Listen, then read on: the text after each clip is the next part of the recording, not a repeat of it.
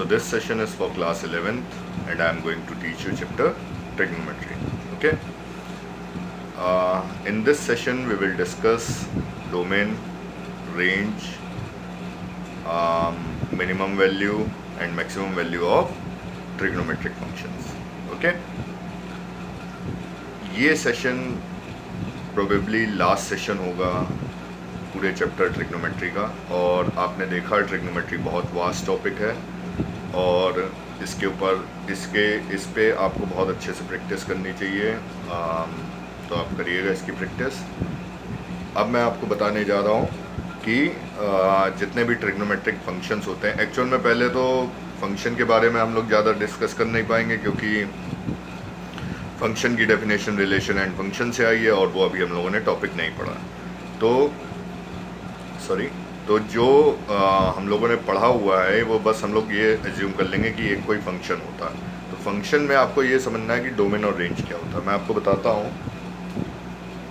इस टाइप से हम लोग फंक्शन को लिखते हैं y = f(x). तो आपने इससे पहले देखा है हम लोग y लिखते थे 3x + 4, ये एक लीनियर इक्वेशन होती थी। तो ये एक टाइप से आप कह सकते हैं एक लीनियर फंक्शन है। ओके। तो इसमें जो x होता है, x को हम लोग बोलते हैं, वैल्यूज ऑफ x को बोलते हैं डोमेन। वैल्यूज ऑफ x होती है डोमेन। अब आपको पता है इस x के प्लेस पे हम सारी रियल वैल्यूज रख सकते हैं, तो ऐसे ही इसका हम लोग डोमेन कह सकते हैं क्या है, ऑल रियल वैल्यूज है। ओके। तो जो इनपुट होता है आपका, दैट मीन्स जो आप वैल्यू पुट करते हैं उसको हम लोग बोलते हैं डोमेन।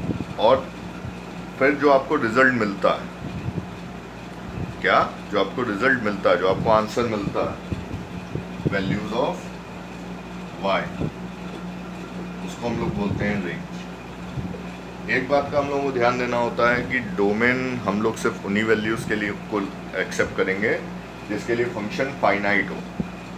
अब ये मैंने क्या बात बोली है, सपोज कीजिए फंक्शन y = 1/x है। अब आपको पता है 1/x में आप x के प्लेस पे 0 नहीं पुट कर सकते। 0 पुट करने से ये जो फंक्शन है ये इन्फिनिटी हो जा रहा है।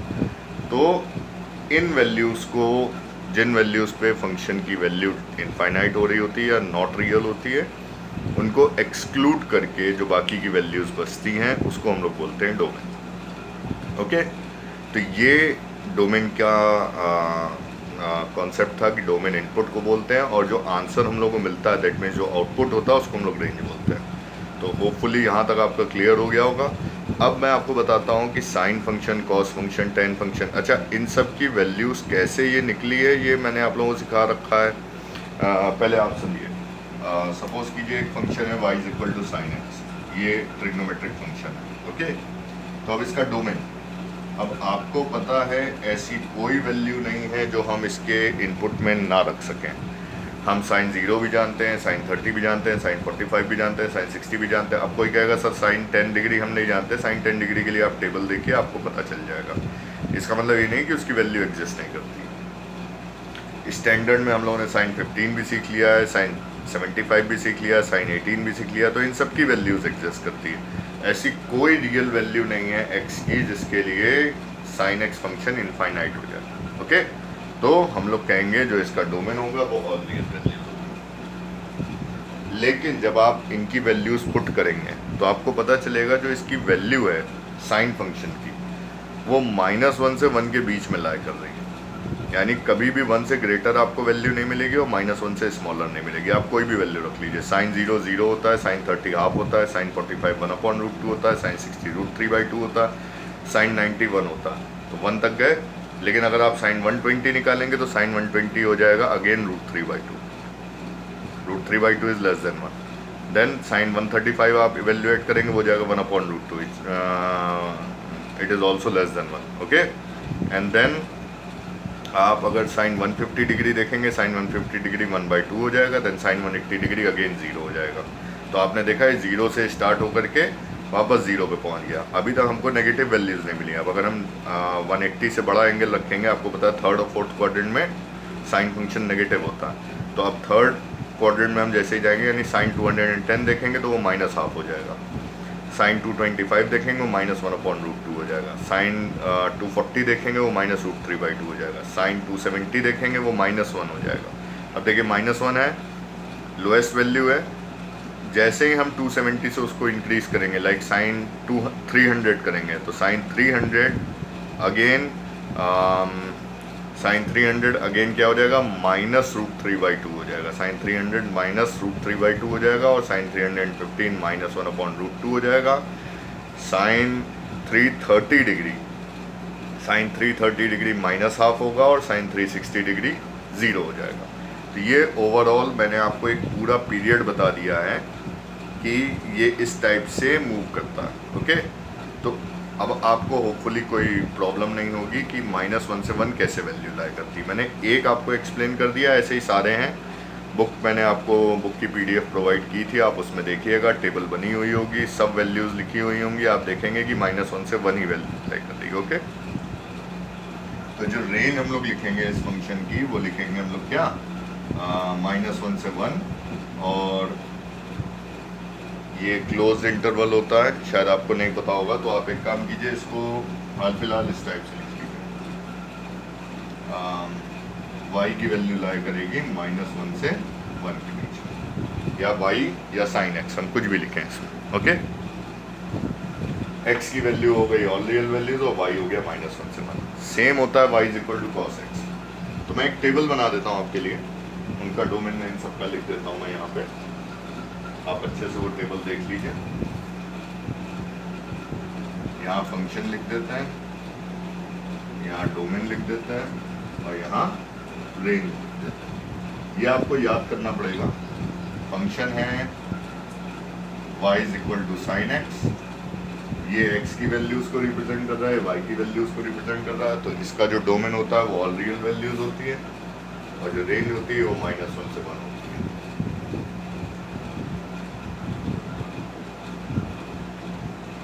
क्लोज इंटरवल, ओपन इंटरवल, ये सब आपको अभी सीखने को मिलेगा, अभी आप छोड़ दीजिएगा। अगर आपको पता है तो बहुत अच्छी बात है। फिर y = cos x होता है, ये ऑल रियल वैल्यूज होगी, और इसकी भी वैल्यू -1 से 1 के बीच में लाई करती है। फिर आता है y = tan x। अब ध्यान दीजिएगा, tan x के इनपुट में हम लोग π/2 नहीं रख सकते हैं। π/2 रखेंगे तो आपने पढ़ा हुआ है वो 1/0 हो जाएगा, 1/0 से क्या हो जाएगा, इन्फिनिटी हो जाएगा। हो सकता है आपने लास्ट ईयर 10th में नॉट डिफाइंड भी पढ़ा हो, लेकिन एक्चुअल में वो होता है इन्फिनिटी। ओके, तो अब यहाँ से हम लोग जब ट्रिग्नोमेट्री देखते हैं और आगे की वैल्यूज पुट करते हैं, तो जितने ऑड मल्टीपल्स ऑफ π/2 यानी π/2, 3π/2, 5π/2, 7π/2, 9π/2, -π/2, -3π/2, -5π/2, -7π/2, -9π/2, ये सब की वैल्यूज एग्जिस्ट नहीं करती, ये सब पे इन्फिनिटी हो जाता है। तो हम लोग यहाँ पे लिखेंगे all real values except odd multiple of π/2। ये सेट का नोटेशन है। सेट का नोटेशन आपको पता होगा, सेट का नोटेशन होपफुली आपको पता होगा कि सेट क्या होता है। ये मैंने इसमें से 2n+1 π/2 हटा दिया है ऑल रियल वैल्यूज में से। अच्छा, जो इसका रेंज होता है वो ऑल रियल वैल्यूज होती है। ऑल रियल वैल्यूज का मतलब होता है -∞ से इनफाइनाइट, एक्सेप्ट -∞ और इन्फिनिटी, क्योंकि -∞ और इन्फिनिटी हमें कुछ नहीं पता। ओके, फिर आता है y = cot x। अब cot x में आपको पता होना चाहिए जो 0 cot 0 इन्फिनिटी होता है, cot π इन्फिनिटी होता है, ऐसे करके cot 2π इन्फिनिटी होता है। तो हम लोग लिखेंगे रियल नंबर -nπ, और जो इसका रेंज होगा वो ऑल रियल वैल्यूज होगा। ओके, फिर आएगा y = sec x। sec x भी आपको पता होना चाहिए, क्योंकि cos x का रेसिप्रोकल होता है। तो cos कब 0 होता था, cos ऑड मल्टीपल ऑफ π/2 पे 0 होता है, तो उसको हम लोगों को एक्सक्लूड करना होगा। तो यहाँ पे आ जाएगा all real values accept 2n+1 π/2। इसका डोमेन सेम रहेगा। यहाँ आपको देखना होगा जो इसकी रेंज होगी वो होगी y < -1 होगा और y > 1 होगा, यानी -1 से या तो लेस होगा या उसके इक्वल होगा, और या फिर > 1 होगा। ओके, अब आता है last y = cosec x। Cosec x में होगा all real number except n pi. Same sine x जब जब जीरो होता था हमने उसको एक्सक्लूड कर दिया है। रेंज बिल्कुल सेम रहेगी इसकी, ये होगा y लेस देन और इक्वल टू -1 और y ग्रेटर देन और इक्वल टू 1। ओके, इनके ग्राफ्स भी होते हैं। ग्राफ्स के बारे में आप बुक में देखिएगा, अगर आपको ना समझ में आए तो आप पूछ लीजिएगा। इसी के अकॉर्डिंग हो जाता है। ग्राफ के बाद इसमें पीरियड भी आता है, तो वो सब चीज़ें हाल फिलहाल मैं अभी आपको नहीं बता रहा हूँ, क्योंकि अभी सिलेबस तो बहुत पीछे भी चल रहा है और हमें पता है ग्राफ वगैरह आपसे पूछा नहीं जाएगा एग्ज़ाम में। वो सब हम आपको बता देंगे, एक बार सिलेबस आप जल्दी का कंप्लीट करा दें। ओके, तब तक आप इसको देख लीजिए, बोर्ड का व्यू ले लीजिए, इसको अच्छे से नोट कर लीजिए। अब मैं आपको बताता हूँ कैसे मिनिमम और मैक्सिमम वैल्यूज़ हम लोग फाइंड करते हैं। ओके, कैसे डोमेन और रेंज का यूज़ करके मिनिमम और मैक्सिमम वैल्यू फाइंड की जाती है ट्रिग्नोमेट्रिक फंक्शंस की। तो ध्यान दीजिएगा, अब हम लोग एक क्वेश्चन करने जा रहे हैं जिसमें हम लोग को रेंज फाइंड करनी है। क्वेश्चन है, हमसे कहा गया फाइंड द रेंज। ये मैं आपको बता दूं, ये एक्सरसाइज है 3.3। एक्सरसाइज 3.3 में क्वेश्चन है फोर्थ का फर्स्ट पार्ट। हमसे कहा गया है find range of F x 2 - 3 cos x। इसकी रेंज हमें फाइंड करनी है। तो अच्छे से ध्यान दीजिएगा, इसका कॉन्सेप्ट क्या है। ये 1 मार्क्स के लिए बहुत इंपॉर्टेंट क्वेश्चन है। हम लोग इसको ऐसे लिखेंगे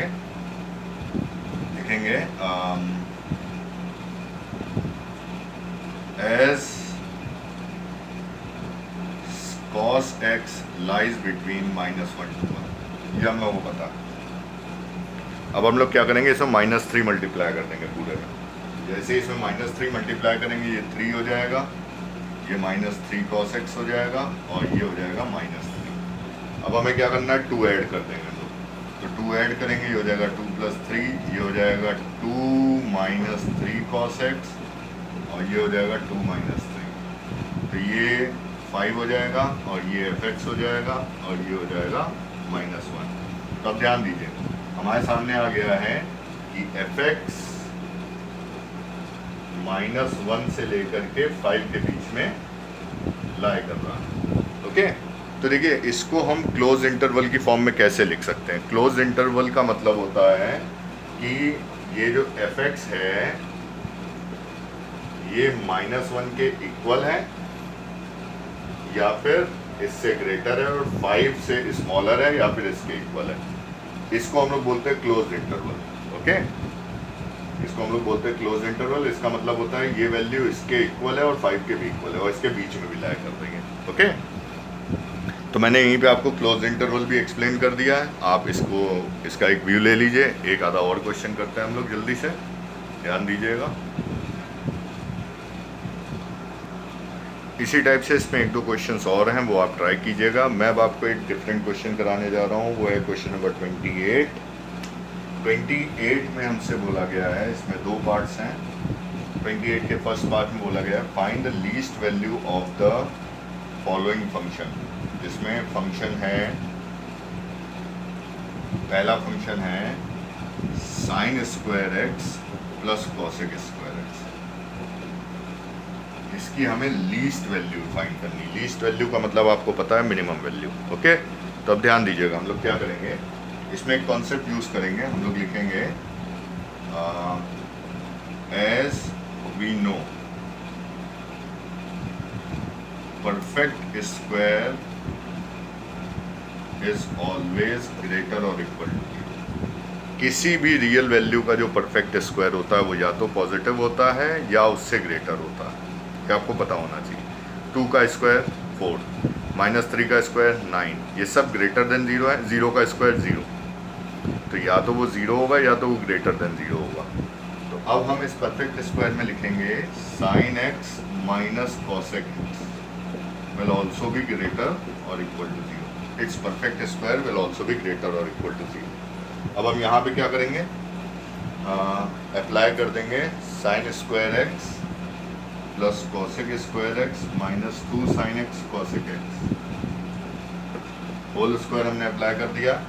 अब ये देखिए, इसकी वैल्यू हमें फाइंड करनी थी, least value sine theta into cosec theta होता है 1, तो हम लोग यहाँ से लिख सकते हैं sign square x plus cosec square x will be greater और इक्वल टू 2। तो अब यहाँ से ये आ गया कि जो लीस्ट वैल्यू होगी इस फंक्शन की वो क्या होगी, 2 होगी। तो हम लोग लिखेंगे so least value of sine square x plus cosec square x is 2। तो ये हमारा इसका सोल्यूशन था, आप देख लीजिए अच्छे से और देखते हैं एक आधा और क्वेश्चन होता है तो वो कराते हैं। ओके, एक दो क्वेश्चंस और हैं वो आपको एग्जांपल्स में मिल जाएंगे, तो मैं अब आपसे ये कहूँगा कि आप इसको ट्राई कीजिएगा और अगर आपको कोई भी डाउट आता है तो आप मुझसे पूछ लीजिएगा। इसके आगे की ट्रिग्नोमेट्री अब सिलेबस से हटा दी गई है, यानी trigonometric equation and properties of triangle के बेस्ड क्वेश्चन सबके सब हटा दिए गए हैं। तो हम लोग की ट्रिग्नोमेट्री इसी सेशन के साथ अब कंप्लीट होती है। अब हम लोग नेक्स्ट सेशन से देखेंगे कोई नया चैप्टर, मोस्ट प्रोबेबली मैं आपको प्रिंसिपल ऑफ मैथमेटिकल इंडक्शन कराऊंगा। ओके, सो मिलते हैं नेक्स्ट सेशन।